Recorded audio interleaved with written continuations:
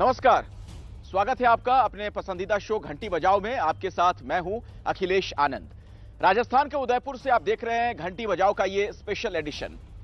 क्या कोई यकीन करेगा कि देश के गृह राज्य मंत्री गाली गलौज कर लापता हो जाए? आज घंटी बजाओ में बात होगी केंद्रीय गृह राज्य मंत्री अजय मिश्रा टेनी की, जो मीडिया कर्मियों के साथ बदसलूकी करने के बाद से गायब हैं। अव्वल तो सवाल ये कि लखीमपुर कांड में एसआईटी की रिपोर्ट के बाद भी मंत्री जी कैसे अपने पद पर बने हुए हैं? अगर खुद उनके लिए नैतिकता या राजनीतिक शुचिता जैसे आदर्श मायने नहीं रखते तो फिर पार्टी इन पर कोई कार्रवाई क्यों नहीं कर रही? मतलब मंत्री जी के बेटे पर किसानों की कुचलकर हत्या का आरोप, खुद भी गुंडागर्दी करें, लेकिन ना जाने ऐसी क्या मजबूरी कि बीजेपी की सरकार उन्हें बचा रही है। एक संवैधानिक पद पर वो बैठे हुए हैं, चाल, चरित्र और चेहरा तीनों सवालों के घेरे में। तो आज इस बदमिजाज और बदजुबान मंत्री के खिलाफ घंटी बजाइए, देखिए हमारी रिपोर्ट।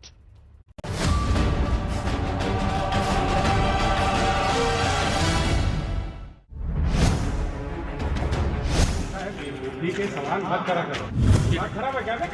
खराब है क्या? अरे फोन बंद कर दे। फोन बंद कर दे।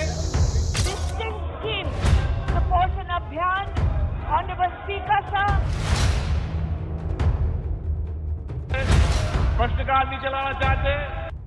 अजय मिश्रा जी वो रिजाइन दे, और क्यों प्रधानमंत्री जी उसको प्रोटेक्ट करें। उधर जाओ, नहीं तो सामना करो आके, हम आपको सुधार देंगे। 2 मिनट लगेगा।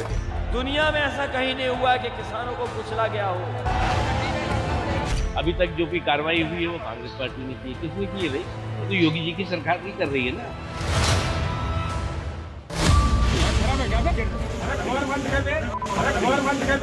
सियासत में नैतिकता का पाठ सब पढ़ाते हैं, लेकिन जब उस पर अमल करने का वक्त आता है तो इसी तरह के बहाने बनाए जाते हैं, जैसे बीजेपी के नेता केंद्रीय गृह राज्य मंत्री अजय मिश्रा टेनी को बचाने के लिए बना रहे हैं। अभी तक जो भी कार्रवाई हुई है वो कांग्रेस पार्टी ने की है। किसने की है भाई? वो तो योगी जी की सरकार नहीं कर रही है ना। अरे सवाल कैसे, किससे, किस प्रकार की स्थिति परिस्थिति में कोई व्यक्ति है, उसको ध्यान में रख करके भी करना चाहिए। बेटे की सजा बाप को नहीं दी जा सकती। पिछले 2 दिनों से एबीपी न्यूज लगातार ये सवाल उठा रहा है कि लखीमपुर खीरी जीप कांड के बाद से विवादों में आए और इस मामले में आरोपी अपने बेटे के सवाल पर पत्रकारों को गाली देने वाले केंद्रीय मंत्री को उनके पद से हटाया क्यों नहीं जा रहा है।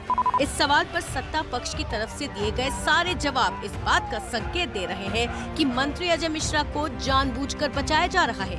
सवाल है कि कौन और क्यों एक ऐसे मंत्री को बचाना चाहता है जो कभी किसानों को धमकाता है तो कभी सवाल पूछने वाले पत्रकारों को।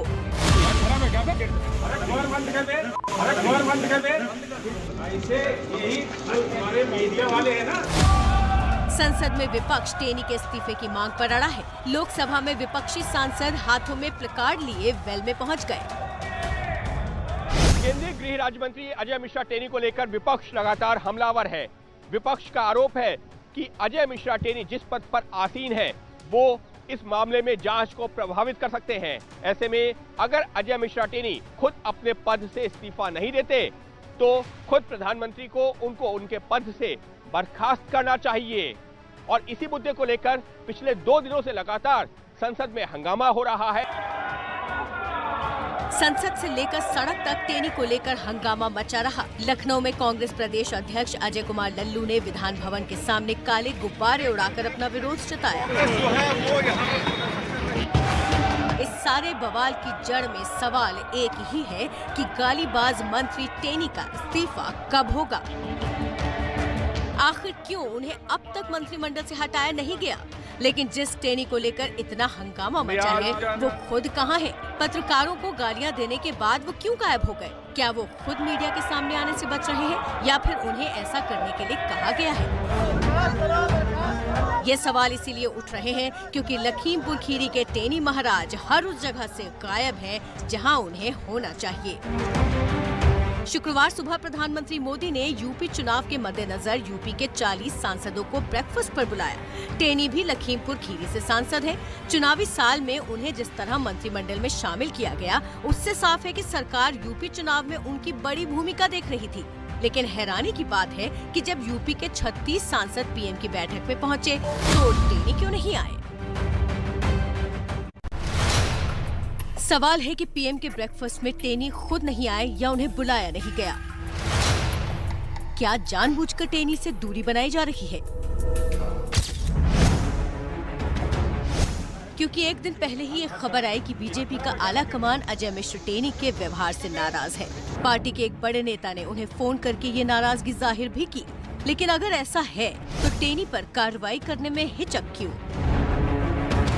कॉन्स्पिरेसी किसने किया, उसको किसने मदद किया, तो इसलिए हम चाहते थे कि जो मिनिस्टर है अजय मिश्रा जी वो रिजाइन दे। और क्यों प्रधानमंत्री जी उसको प्रोटेक्ट कर रहे हैं। एसआईटी की रिपोर्ट में ये बात स्पष्ट हो गई कि सुनियोजित साजिश थी। अब उनको अपने पद पे बने रहने का कोई अधिकार नहीं। अगर निष्पक्ष जांच इस मामले में संभव है तो तभी संभव है जब अजय मिश्रा टेनी का इस्तीफा हो, उनको बर्खास्त किया जाए। अजय मिश्रा टेनी 2 दिन पहले यूपी के लखीमपुर खीरी में ऑक्सीजन प्लांट का उद्घाटन करने पहुंचे थे। वहीं पर एबीपी न्यूज ने उस एसआईटी रिपोर्ट को लेकर उनसे सवाल किया जिसमें उनके बेटे आशीष मिश्रा पर किसानों की मौत के मामले में मर्डर और आपराधिक साजिश का केस चलाने की बात कही गई। इसी सवाल पर टेनी अपना आपा खो बैठे और एबीपी रिपोर्टर नवीन को धमकाने लगे। शर्म नहीं आती है, बुद्धि के सवाल मत करा करो। दिमाग खराब है क्या? दिमाग खराब है क्या? इस घटना के बाद ही टेनी को दिल्ली बुलाया गया, लेकिन लखीमपुर में मीडिया को धमकाने वाले टेनी दिल्ली पहुंचने के बाद से मीडिया से भागते रहे। 2 दिन से संसद में उन्हें लेकर हंगामा हो रहा है, लेकिन न वो संसद में नजर आ रहे हैं न अपने घर पर। आप सदन नहीं चलाना चाहते, प्रश्नकाल नहीं चलाना चाहते। एबीपी न्यूज की टीम सुबह 6 बजे से केंद्रीय गृह राज्य मंत्री अजय मिश्र टेनी के दिल्ली के घर के बाहर मौजूद है। अब शाम के 6 बजने वाले हैं, लेकिन इन 12 घंटों में केंद्रीय गृह राज्य मंत्री अजय मिश्र टेनी हमें कहीं भी नजर नहीं आए। दिल्ली से लेकर लखनऊ तक एबीपी न्यूज की टीम गालीबाज मंत्री की तलाश करती रही। लखनऊ में केंद्रीय गृह मंत्री अमित शाह का चुनावी कार्यक्रम था। अजय मिश्रा टेनी गृह राज्य मंत्री हैं और यूपी चुनावों को ध्यान में रखते हुए ही उन्हें कुछ समय पहले केंद्रीय कैबिनेट में शामिल किया गया, लेकिन गृह मंत्री की इस सभा में भी वो नहीं दिखे। योगी जी ने सबसे बड़ा काम किया है, उत्तर प्रदेश से माफियाओं को और गुंडों को उखाड़ कर फेंक देने का काम किया है। और इस सपा बसपा की बुआ भतीजे की सरकार है, माफियाओं का संरक्षण करती थी। योगी आदित्यनाथ के नेतृत्व में सारे माफिया उत्तर प्रदेश छोड़कर पलायन कर गए। मित्रों, पलायन कर दे। यूपी में कानून का राज कायम करना बीजेपी का सबसे बड़ा वादा था। गृह मंत्री ने अपनी रैली में इसी वादे को याद दिलाते हुए कहा कि योगी आदित्यनाथ ने गुंडे माफिया को यूपी छोड़ने पर मजबूर कर दिया। पर सवाल तो ऐसे अजय मिश्रा टेनी पर भी हैं जिन्हें जनता ने चुनकर सांसद बनाया। प्रधानमंत्री ने अपनी कैबिनेट में शामिल कर मंत्री बनाया, लेकिन उनकी हरकतें किसी गुंडे से कम नहीं। खराब है क्या? अरे खबर बंद कर दे, अरे खबर बंद कर दे। ऐसे यही हमारे मीडिया वाले हैं ना। लखीमपुर खीरी में अजय मिश्रा टेनी को टेनी महाराज के नाम से जाना जाता है और इसकी वजह है इस इलाके में टेनी महाराज का दबदबा। बुधवार को जो उन्होंने पत्रकारों के साथ किया वो पहली घटना नहीं, इसके पहले वो किसानों को भी खुलेआम धमकी दे चुके हैं। 10-11 महीने हो गए। मैं ऐसे लोगों को कहना चाहता हूँ कि सुधर जाओ, नहीं तो सामना करो आके, हम आपको सुधार देंगे। 2 मिनट लगेगा। टेनी की यही धसक और सत्ता की हनक अब बीजेपी के गले का फांस बन गई है। पार्टी से न उगलते बन रहा है न निकलते। चुनाव का मौसम, विपक्ष को और क्या चाहिए। इसीलिए अखिलेश यादव हर चुनावी रैली में अब टेनी और लखीमपुर कांड में आरोपी उनके बेटे आशीष मिश्रा के बहाने बीजेपी और योगी पर निशाना साध रहे हैं। किसान आंदोलन करने निकले और वहां के गृह राज्य मंत्री के बेटे और उनके समर्थकों ने किसानों को जीप से कुचल दिया। दुनिया में ऐसा कहीं नहीं हुआ कि किसानों को कुचला गया हो, या अंग्रेजों के जमाने में जलियांवाले बाग में सामने से गोली मारी गई थी, या भारतीय जनता पार्टी की सरकार में किसानों पर पीछे से जीप चढ़ा दी गई। ये मंत्री बर्खास्त हों, सरकार हटाए, और मुख्यमंत्री जी का सबसे प्रिय चीज है बुलडोजर। वो कब लेकर के जाएंगे बुलडोजर लखीमपुर, ये बताएं। एसआईटी कांग्रेस पार्टी ने बनाई है, अभी तक जो भी कार्रवाई हुई है वो कांग्रेस पार्टी ने की है। किसने की है भाई? वो तो योगी जी की सरकार की कर रही है ना। क्या यूपी चुनाव की वजह से टेनी बीजेपी की मजबूरी बन गए हैं? और अगर ऐसा है तो उन्हें यूपी चुनाव में नजर आना चाहिए। शनिवार को शाहजहांपुर में प्रधानमंत्री मोदी का बड़ा चुनावी कार्यक्रम है। सवाल है कि क्या टेनी इस कार्यक्रम में पीएम के साथ मंच पर नजर आएंगे? घंटी बजाओ के इस हिस्से में बात ओमिक्रॉन की, क्योंकि देश में ओमिक्रॉन के मामले 100 से ऊपर चले गए हैं। इसीलिए जरूरी है कि अब ओमिक्रॉन के खतरे को गंभीरता से लिया जाए। देश के अलग अलग हिस्सों से आ रही तस्वीरों में अब भी सावधानी कम और लापरवाही ज्यादा दिख रही है। तो सवाल है कि जब खतरा बड़ा हो रहा है तो लापरवाही कम क्यों नहीं हो रही?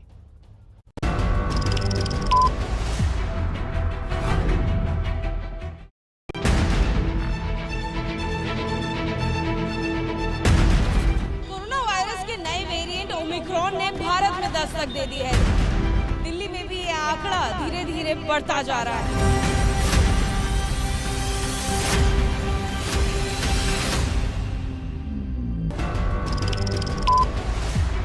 अगर हम देश के कोविड ओमिक्रॉन केसेस की परिस्थिति को देखें तो हम पाते हैं कि 11 स्टेट में टोटल 101 ओमिक्रॉन केसेस अब तक डिटेक्ट हुए हैं। तो आपको अगर कोई भी ऐसे कोई सिम्टम दिखाई दे तो समय पर टेस्टिंग कराएं।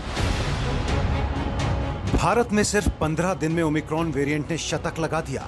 इस बढ़ते खतरे ने सरकार की चिंता और बढ़ा दी है और यही बात सरकार देशवासियों से कह रही है, जो एबीपी न्यूज पिछले कुछ दिन से लगातार कह रहा है कि सजगता और सतर्कता बढ़ा दीजिए। लेकिन क्या इसका असर हो रहा है?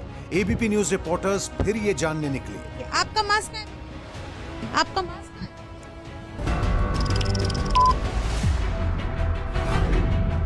एबीपी न्यूज की टीम इस वक्त आनंद विहार के पास पहुंची और देखिए, सबसे पहले हम आपको बस स्टॉप की तस्वीरें दिखाते हैं। ऐसे कई सारे लोग अब भी दिखाई दे रहे हैं जो मास्क नहीं पहने हैं या फिर कैमरे की नजर पड़ने पर मास्क पहन लेते हैं। मास्क क्यों नहीं पहना बाबा? बस में बैठेंगे तो लगा लेंगे। बाबा बस में आप कंडक्टर हो, मास्क क्यों नहीं पहना? मास्क में तो आवाज नहीं जाती बाहर को। मास्क क्यों नहीं पहने सर? आप बच्चे को भी नहीं पहनाया? वो जल्दी में चले आए थे थोड़ा। आपने सर कैमरा देखकर मास्क पहन लिया, क्यों नहीं पहने? वैसे कुछ खा रहा था।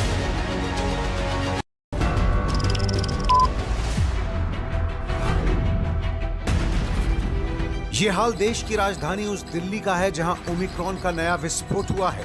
10 और मरीज दिल्ली में मिले हैं। इसके साथ ही दिल्ली में ओमिक्रॉन मामले 10 से दोगुने होकर सीधे 20 पर पहुंच गए हैं। यानी ओमिक्रॉन की रफ्तार भारत में और भी तेज हो गई है और इस बात को सरकार भी मान रही है।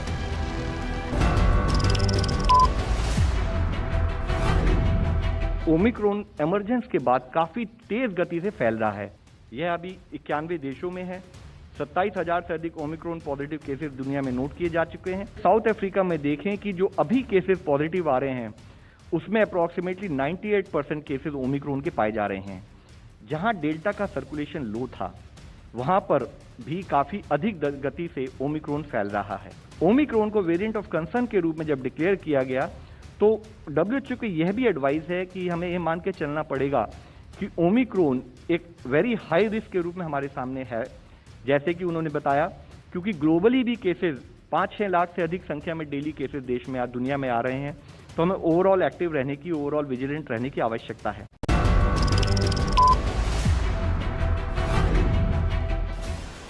लेकिन क्या सरकार की बात देशवासी मान रहे हैं? ओमिक्रॉन की बढ़ती रफ्तार और खतरे को गंभीरता से ले रहे हैं? जवाब बिहार की राजधानी पटना से आई ये तस्वीरें भी देती हैं। ये पटना का जंक्शन है और हर दूसरा आदमी मास्क पहना हुआ नहीं दिख रहा है मुझे। मास्क लेकर आया भी है तो पॉकेट में है। इन सबको देखिए, जरूरी है ना मास्क? हाँ जरूरी। आप कोरोना में आप लोग सब खाना गए थे ना, खोल लिए थे। आपका मास्क है? ट्रेन पकड़ना। आपका मास्क? मास्क है, अभी बाहर आए हैं ना। रखेंगे मास्क तो पहनेंगे। देखें कोरोना। सॉरी गलती हो। कहाँ है मास्क? मास्क जा रहे खरीदने। ऐसे बार बार लापरवाही क्यों बरत? लापरवाही क्या करते, अभी तो आए किए। देश में ये हाल तब जब ओमिक्रॉन वेरिएंट से संक्रमण के मामले 100 के पार पहुंच गए हैं। ऐसी लापरवाही तब जब सरकार की ओर से कहा जा रहा है कि ये गैर जरूरी यात्राओं से बचने और भीड़ भाड़ से दूर रहने का समय है। Time to avoid non-essential travel, number 1. Time to avoid mass gatherings, second. And number 3, time to observe low-intensity festivities. लेकिन क्या सरकार की ऐसी चेतावनियों पर देश में गंभीरता से अमल हो रहा है? इसका जवाब चुनावी राज्य यूपी से भी एबीपी न्यूज के रिपोर्टर लेकर आए, जहां रैलियों का सिलसिला कम होने के बजाय और तेज होता जा रहा है। लखनऊ के रमाबाई अंबेडकर पार्क में आज निषाद पार्टी की एक बड़ी रैली है। आप देख सकते हैं रमाबाई पार्क की जो तस्वीर है वो आपके सामने है। हजारों की संख्या में प्रदेश भर से आए हुए निषाद पार्टी के कार्यकर्ता और समर्थक यहाँ पर मौजूद हैं। और हैरानी की बात यह है कि जब कोरोना का जो संक्रमण है वो एक बार फिर से फैलने लगा है, बावजूद उसके यहाँ पर कोरोना प्रोटोकॉल का किसी तरह का पालन होता नजर नहीं आएगा। नज़दीक में लोग बैठे हुए हैं, बगल बगल में सटे सटे बैठे हुए हैं और साथ ही जो मास्क है वो आपको ज़्यादातर चेहरों पर नज़र नहीं आएगा। मास्क कहाँ है? मास्क नहीं लगा? मास्क तो नहीं है। क्यों नहीं लगा? डर नहीं लगता कोरोना? हर रह गया है ना, गिर गया। भीड़ में खड़े हो, मास्क नहीं लगाओ, कोरोना नहीं हो सकता है? लगा लेंगे। मास्क कहाँ? मास्क नहीं लगाया? मास्क हमारा ही मास्क है। मास्क साहब कोई नहीं लगाया। तुम नहीं लगाओ? नहीं, हम तो लगाए थे लेकिन कोई नहीं लगाया था। मास्क इसलिए नहीं लगाए क्योंकि कोरोना मतलब दोनों डोज ले चुके हैं।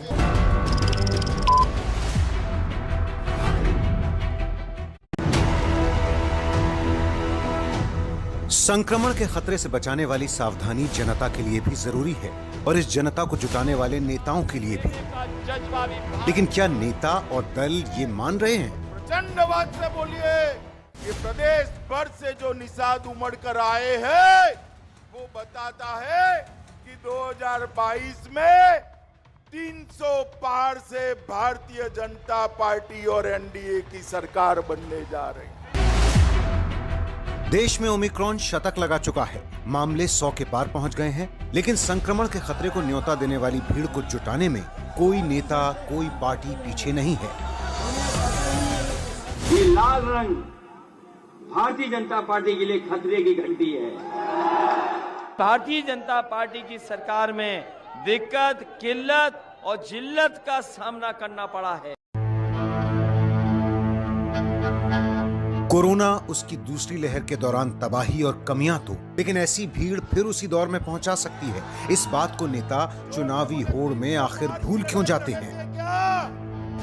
यूपी में हालांकि ओमिक्रॉन का एक भी केस अब तक सामने नहीं आया है, लेकिन इसका मतलब ये नहीं कि खतरा कम है, क्योंकि ओमिक्रॉन वेरिएंट देश के 10 से ज्यादा राज्यों में पैर जमा चुका है और इसकी तेज होती रफ्तार दूसरे राज्यों को भी अपनी जकड़ में ले सकती है। दूसरी बड़ी बात ये कि ओमिक्रॉन के साथ देश के 19 जिलों में कोरोना का संक्रमण अब भी केंद्र सरकार को चिंता में डाले हुए है। 19 जिले देश में अभी भी ऐसे हैं जहां पर की हाई स्प्रेड ऑफ इन्फेक्शन देखा गया है। In terms of the fact कि वहां पर वीकली पॉजिटिविटी 5 से 10% के बीच में है, जिसमें केरला में 9 जिले हैं, मिजोरम में 5 जिले हैं, नागालैंड, राजस्थान, सिक्किम, अरुणाचल प्रदेश और वेस्ट बंगाल में 1 जिला ईच, जहां पर कि 5 से 10% के बीच केस पॉजिटिविटी नोट की जा रही है। हालांकि सरकार का दावा है कि देश में संक्रमण के हालात अब भी काबू में हैं। वैक्सीनेशन की मुहिम तेजी से चल रही है। वैक्सीनेशन में भारत दुनिया से आगे भी है। सरकार तो देशवासियों को संक्रमण के खतरे से बचाने के लिए हर कदम उठा रही है, फैसले ले रही है। विभाग और अफसरों को कड़े निर्देश भी दिए जा रहे हैं, लेकिन जनता कितना साथ निभा रही है वो आप राजस्थान के भरतपुर जिले से आई तस्वीरों को देखकर जानिए। इधर देखो सर, दवाई कितनी चाहिए? दवाई नहीं, ज्यादा नहीं है ना? बिल्कुल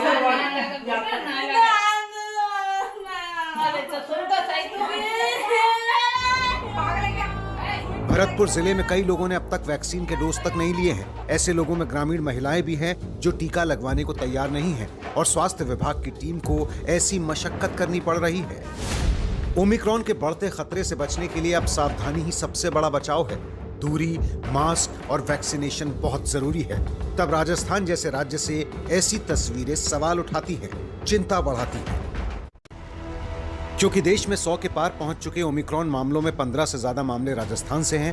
पहले नंबर पर महाराष्ट्र है, जहां 30 से ज्यादा ओमिक्रॉन के केस मिल चुके हैं। दूसरे नंबर पर दिल्ली, जहां केस 20 हो गए हैं, और तीसरे नंबर पर राजस्थान, जहां ओमिक्रॉन के मरीजों की संख्या 17 हो चुकी है। इस तरह 11 राज्यों में ओमिक्रॉन का संक्रमण पैर जमा चुका है। देश में शतक लगा चुके ओमिक्रॉन का खतरा जब लगातार बढ़ रहा है, तो मध्य प्रदेश के गुना से क्या तस्वीरें आई हैं वो भी देखिए। गुना के मकसूदनगढ़ में महिला नसबंदी कैंप प्रशासन की ओर से लगाया गया। जिन महिलाओं का ऑपरेशन होना था उन्हें सुबह ही बुला लिया गया। बड़ी संख्या में महिलाएं पहुंच भी गईं, पर दिन बीत गया। आरोप है कि डॉक्टर पूरे दिन ऑपरेशन करने नहीं आए। ऑपरेशन शाम 6 बजे हुआ। महिला नसबंदी कैंप में कोरोना नियमों की भी भारी अनदेखी हुई, जबकि कई बच्चे भी महिलाओं के साथ थे।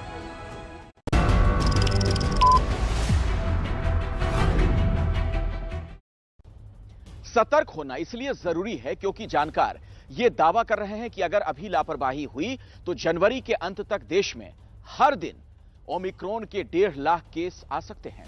एबीपी न्यूज लगातार आपको सावधान कर रहा है ताकि ओमिक्रॉन आफत ना लाए, तीसरी लहर ना लाए। लेकिन जिम्मेदारी हर देशवासी को समझनी होगी, जनता को भी और सत्ता में बैठे लोगों को भी। यूपी समेत देश के जिन 5 राज्यों में चुनाव होने वाले हैं, उनमें से एक उत्तराखंड भी है। इसी उत्तराखंड के नैनीताल के भवाली पहुंचे दिल्ली के डिप्टी सीएम मनीष सिसोदिया अपनी पार्टी का वोट बैंक बढ़ाने, लेकिन लापरवाही यहां भी दिखी। ना सिसोदिया के चेहरे पर मास्क दिखा, ना नेताओं के, और तो और स्कूली बच्चियां भी यहां थी। उन्हें भी किसी ने सही गलत बताने की जरूरत नहीं समझी।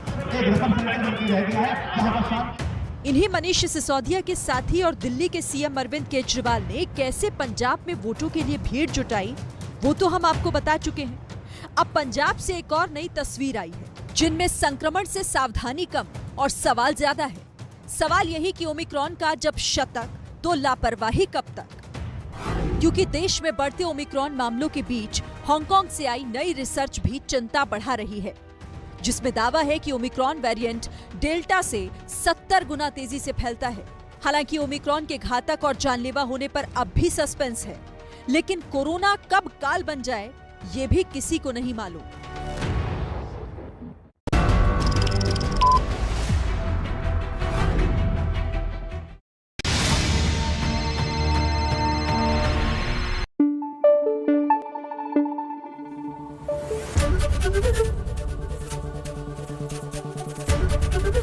एबीपी न्यूज आपको रखे आगे।